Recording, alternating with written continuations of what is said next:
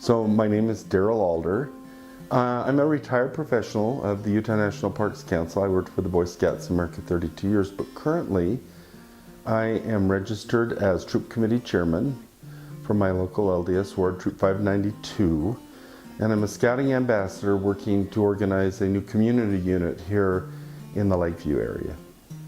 I started volunteering with the Boy Scouts of America while I was still a boy, actually, so this goes back a long ways. My father didn't grow up with a father in the home, and he felt like Scouting helped raise him, and he and Mom had 4 sons, no daughters, and he just made sure Scouting was a real part of growing up. We grew up in the community where Gordon B. Hinckley Dad was the state president, and there was just a real commitment to Scouting. I remember some really model Scout leaders, and it was just a natural thing for me to work at summer camp. So at 16 I started working at Scout Camp.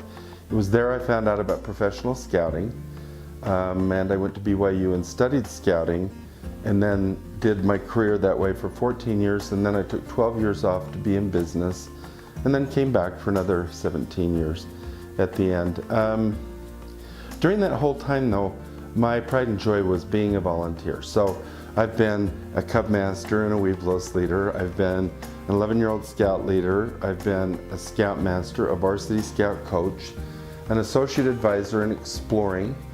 I've been a Unit Commissioner, which was one of my most favorite things ever, and a Charter Organization Representative for a total of 11 years.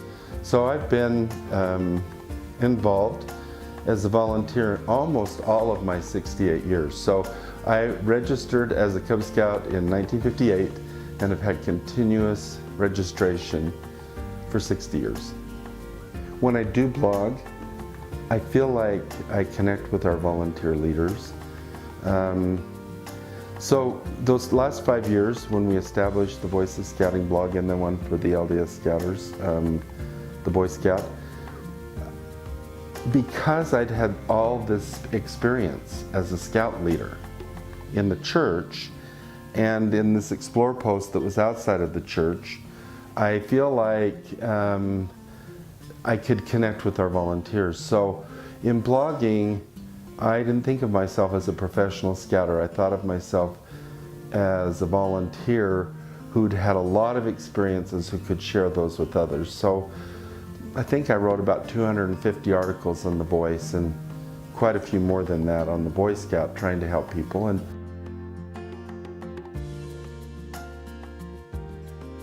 I just really feel gratified when I know we can affect someone's character, their citizenship, their fitness, and their leadership capabilities. I think a really good example of that was I was working at a Scout camp for the council in Boise, Idaho. It was called Warm Lake. The camp was a Forest Service property, and we don't have it anymore, but it was a really excellent experience. And we had a young 16-year-old boy named Perry Koshel that worked for us on camp staff, and me and the other staff members we mentored him without realizing that he was growing up in a home.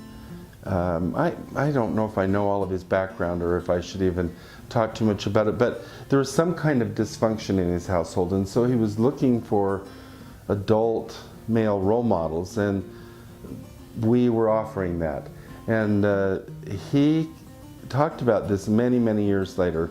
He eventually became a lawyer, studied at Brigham Young University, and became an expert in helping people with wealth management. He wrote a book called The Midas Touch about how awful it is to be rich because your kids will all get spoiled and be ruined by your wealth. He eventually started fundraising for the Boy Scouts of America, and is primarily responsible for the $250 million that built the summit. But everywhere he went that I was present, he would tell those that were there, I'm here today because of him.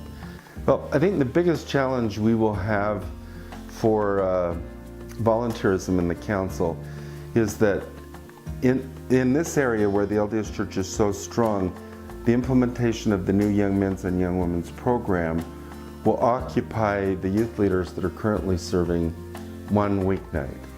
And that weeknight, along with soccer and Little League baseball and whatever else might be out there, Scouting is going to have to compete with that. And the Tufts University did a study, and the study was blind tested with some kids that were just in sports, and they're Cub Scout age kids that were just in Scouts and kids that were in both.